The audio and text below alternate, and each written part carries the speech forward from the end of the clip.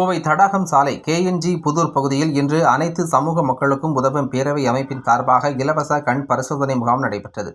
இதில் இந்த பகுதியைச் சேர்ந்த பலர் கலந்து கொண்டு கண்களை பரிசோதனை செய்தனர்.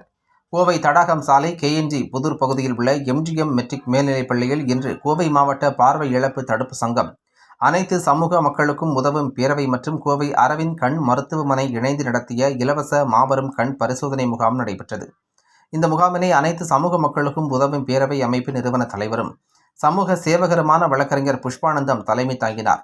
முகாமினை கவுண்டம்பாளையம் காவல் நிலைய ஆய்வாளர் தங்கமணி மற்றும் கவுன்சிலர்கள் சம்பத் மற்றும் தமிழ்ச்செல்வன் ஆகியோர் துவக்கி வைத்தனர். இதனைத் தொடர்ந்து நடைபெற்ற இம்முகாமில் அப்பகுதியைச் சேர்ந்த பொதுமக்கள் கண் புரை நோய், நீர் அழுத்த நோய், மாலை கண் நோய், மாறுகண், கண்களில் சீழ் வடிதல், தூரப்பார்வை, கெட்டப்பார்வை ஆகியவற்றை பரிசோதனை செய்து அதற்கான மருந்து மாத்திரைகளை பெற்றுக் கொண்டனர். மேலும் அறுவை சிகிச்சைகள் தேவைப்படும் நபர்களுக்கு இலவச அறுவை சிகிச்சையும் செய்யப்பட்டது. இந்த முகாமில் சிவாஜி காலனி குடியிருப்போர் நலசங்க தலைவர் லயன் டாக்டர் நடராஜன், வழக்கறிஞர் குமாஸ்தாக்கள் லட்சுமி, திவ்யா, பால்ராஜ், ராஜா பேக்கரி உரிமையாளர் Kanagaraj, CS chit funds Gnanayan, Parimala, John மற்றும் ஓய்வு பெற்ற துப்புரவு மேற்பார்வையாளர் நாகராஜன், கஸ்தூரி, மௌனிஸ், அன்னூர் சேகர், அரவிந்த் கண் மருத்துவமனை மருத்துவர் ஹரிதா மற்றும் PRO முத்துசாமி, வேல்முருகன், கவுண்டம்பாளையம் பாப்பா அறக்கட்டளை நிர்வாக இயக்குனர் கனகராஜ் மற்றும் கிருபா உள்ளிட்ட பலர் கலந்து கொண்டனர் என்பது குறிப்பிடத்தக்கது.